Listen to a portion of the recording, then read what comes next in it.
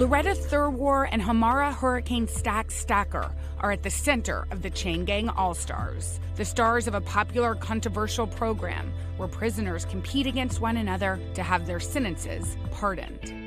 Nana Kwame Adjei-Brenyah's debut novel transports us to an America in the not-so-distant future where entertainment is valued over life and profit over rehabilitation. The story culminates in a battle between the two stars and lovers, making readers question the real meaning of freedom and forgiveness. Okay, Nana, we are so happy you're here. You're off a huge book tour. And can we also say hello? We have a book club in studio, the Well-Read Sisters Book Club right here from New York City. Y'all have a huge national outreach. Thank y'all for being here today. You're here. Okay, you've been on a crazy book tour. Yes. This book is important. It's meaningful. I talked to somebody the other day that said they think it'll be taught in colleges around the country. What has it been like to be out there with this in the world? I mean, it's been incredible. First off, I get to do something like this, which is a huge honor, so thank y'all for having us. Just running around the country, getting to see how the book is connecting with people, seeing that people are getting exposed to the idea that this could be different, that the carceral state could be different, that prisons really don't have to exist as they do. It's kind of been a dream come true for me, really. The idea came to you. I mean, this is your debut novel. We can't believe it. You just hit it out of the park right there, first time at the plate. How did this idea come to you? It's hard to say like where it originally came, but I just had this idea, this woman in the eye of the arena. And I was thinking about like, how could she get here? Because I remember the crowd was feeling very like antagonistic towards her.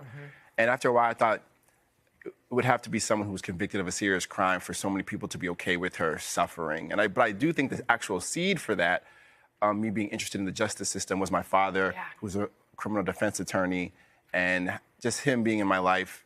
And when he was alive, I think he really got me put that spark. What do you think he would think of this book?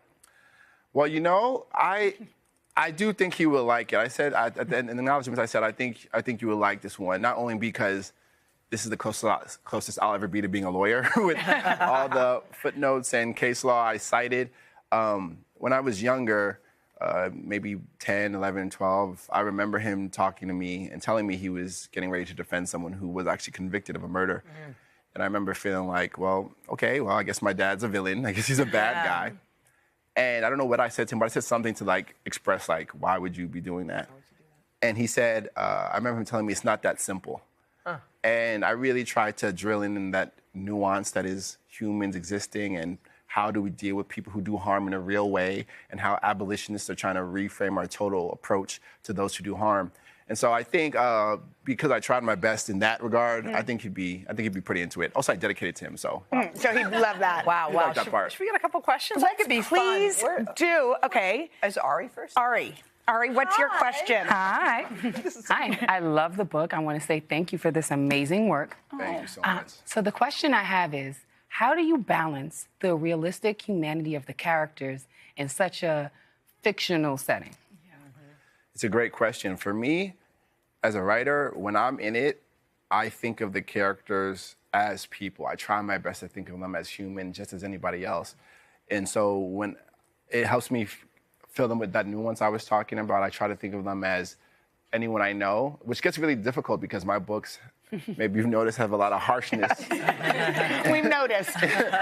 in them, but I care about them like they're people, and I try to think of them and respect them and care about them as if they're someone I knew in real life. Yeah, I think that's what surprised people. I wonder if y'all felt this too. It's so grounded in love, you know? It's so grounded in forgiveness and love. Okay, Nia, what's your question? Hi, just to echo sentiments here. Amazing job, such a moving book. But my question is, there are so many disparities in the prison system. So how did you kind of pick the one that you want to magnify in this novel? It's really another great question. I really went like character forward, so I thought about Loretta Thurwar, the protagonist of this book. And whenever I intersected something she had to do, I thought about what was the prison analog. So, for example, she has to eat, right? And I would go do some research into like the food situation in prisons.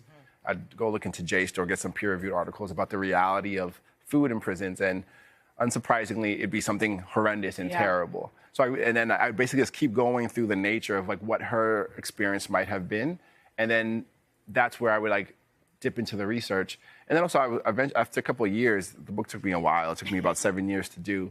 I got kind of more generally familiar with some of the American landscape of the carceral system. And so things would just pop into my head sort of without me even having to try. Yeah, so what were those 7 years when you had the book and you were working on it? What happened?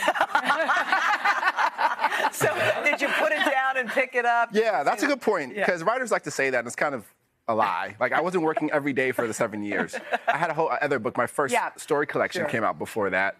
Which is awesome, by the way. Yeah, my first book is called Friday Black. That came out in that interim.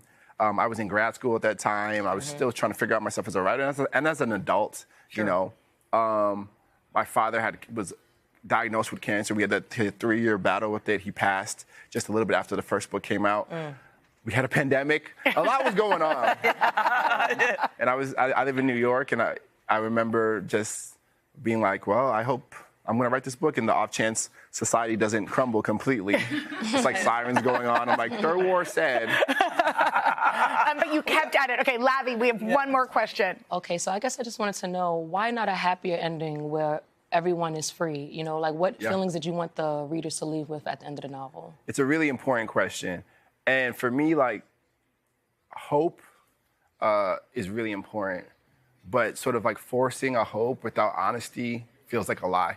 So, or feels disingenuous. I didn't want to like sort of let the system off the hook. The carceral state is huge, it's extremely complex. People are being killed all the time. And we can't sort of, I didn't feel like it was fair for me to be like, because I wanted a happy ending for my characters, to force it on them, because the system just isn't that kind. And the book really is about a system. Yeah. And so as a result, this book had to end. Yeah. No spoilers, but how it ended. Yeah, no spoilers. Because it's also kind of, it's weird, and this may show something about my personality. I found some hope in it, because there are people like you writing. To check out Chain Gang All-Stars, thank you.